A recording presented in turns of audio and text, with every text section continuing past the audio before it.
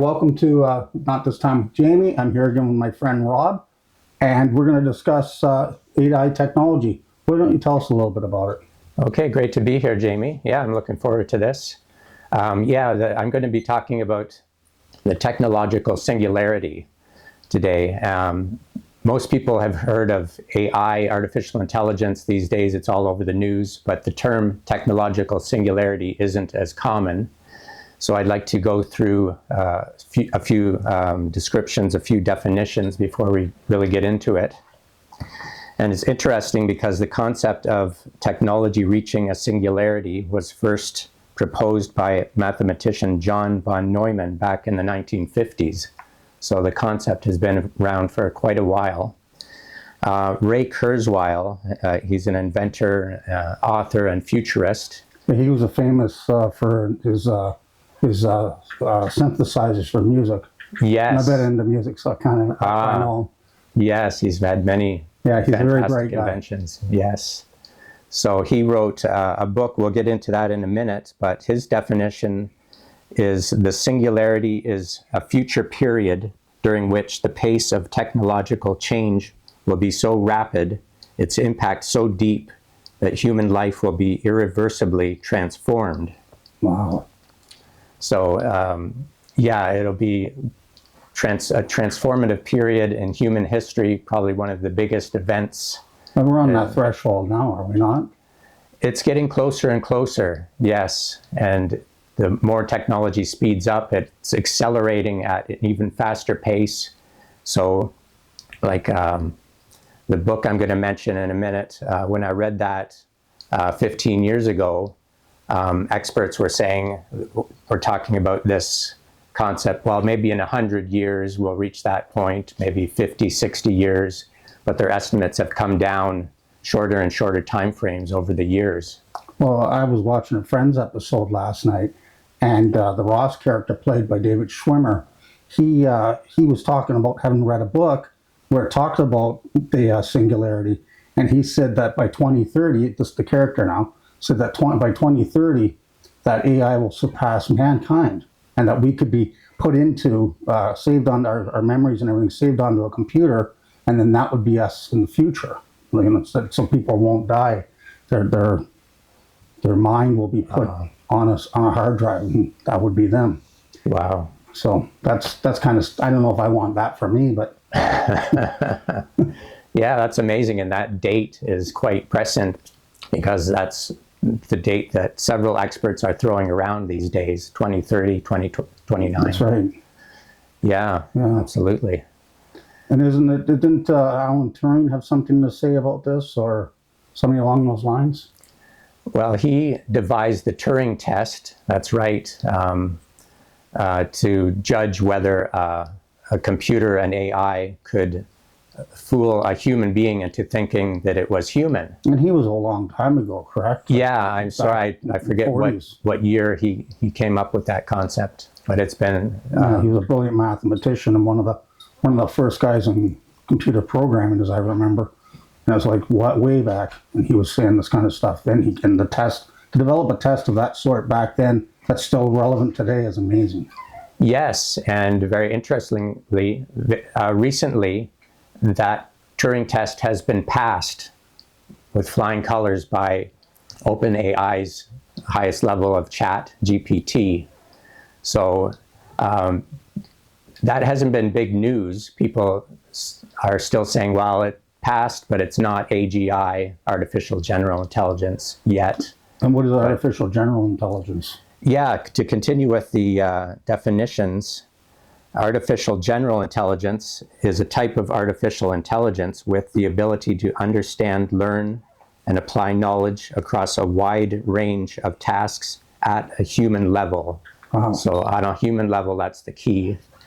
And related to that, artificial superintelligence, this is an AI that surpasses human intelligence in all areas: reasoning, creativity, problem solving, social intelligence, making it vastly more capable than the smartest humans. Right.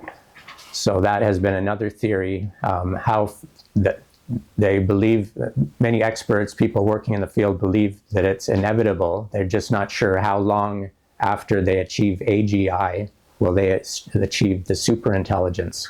It could be a long period, it could be a very short period. Because the final definition I wanted to mention, the intelligence explosion concept. The intelligence explosion describes a situation in which an AI system rapidly improves its own intelligence by rewriting its own code, leading to a cycle of self-enhancement that results in superintelligence far beyond human levels. And Wow. how far is possible, we really don't know. Could it be 1,000 times? Could it be 1,000,000 times more intelligent than human intelligence? Well, I guess it's limitless in the end, or where it can go to. I mean, Yeah. if it can rewrite itself and continually improve its abilities, Yes. it's limitless. Yeah, absolutely. Yeah, and I mean, you look at robotics and what we've seen with that, the improvements over the years. I mean, I can remember back in the 70s when robotics were just starting to come into like the factories, and they weren't very much. But now, like you look at, say, when they build a car, you see these big robotic arms come in and do all kinds of things, and they do it perfect without a mistake, and the car moves on, the next one comes, and they do it rather quick as well. So, I mean, that's where they're at, and where we know they're going farther than that. Mind you, they're not perfect. I worked at a chicken processing plant, and the different pieces of chicken will come down the line, so different shapes, and they were trying them out to see if they could identify the different pieces, and they couldn't identify drumsticks from the other pieces. They just kind of grab, especially if they're overlapped. Oh. So the whatever the company that was making these arms, their I don't know what you call it, the ability to see. They weren't perfect with. I'm sure they got better systems somewhere else, but anyways, these arms just couldn't distinguish the different shaped pieces. So I guess there's still hope for mankind in that. Yeah, interesting. Yeah. So how I got interested in this topic was Ray Kurzweil, who I mentioned, the inventor, futurist. He wrote a book called The Singularity is Near in 2005. And I encountered that book just by random. I just picked a book off the shelf at random in 2010 and started reading this book. And man, it was amazing. The logic he goes through to describe and explain everything. And I was just blown away by this concept that could very well happen in our lifetimes.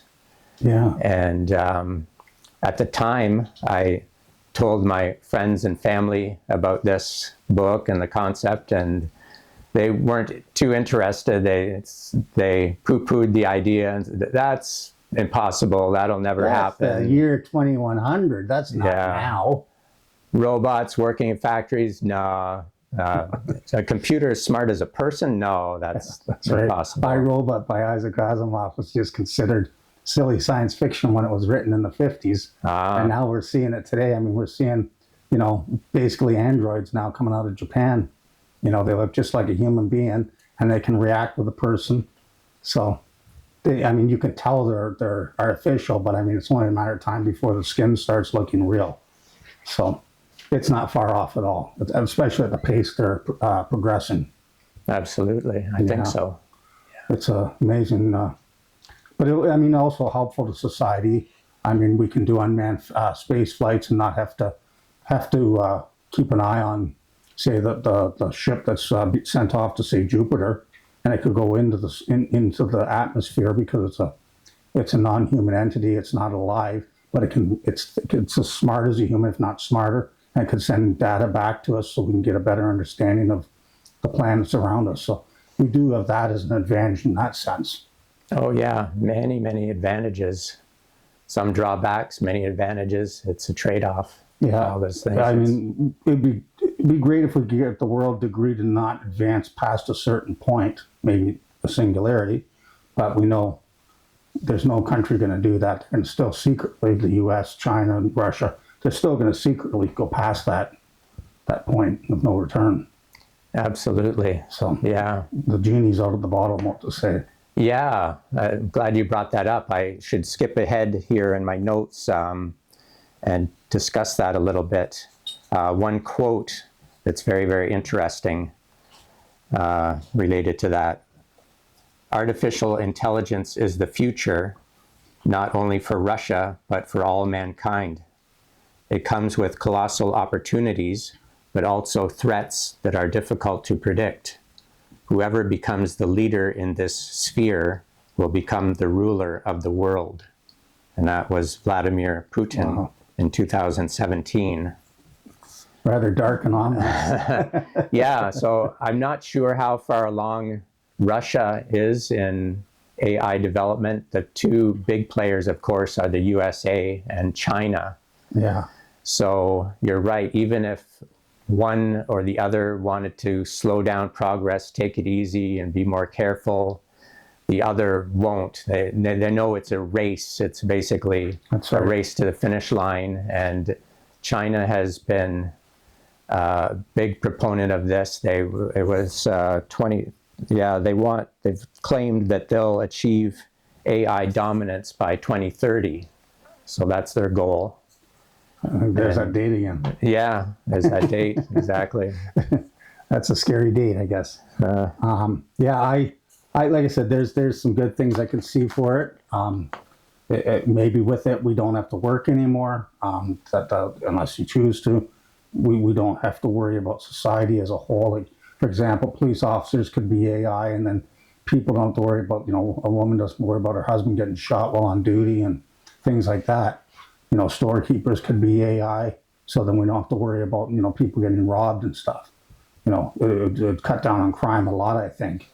But the bad things again, they could start being our overlords and ruling, and who knows, they might deem us unnecessary and, take us out. So there's always that. So that's a big threat. A lot of old science fiction movies about that kind of stuff, right? Oh yeah. So, well, it's been great talking to you, and I hope we can get you on again, and we'll talk more about this. Absolutely, I enjoyed it. Thanks for having me. Well, thank you. And thank you for joining us. Don't forget to subscribe and leave a like and a comment. This is Jamie. Thank you.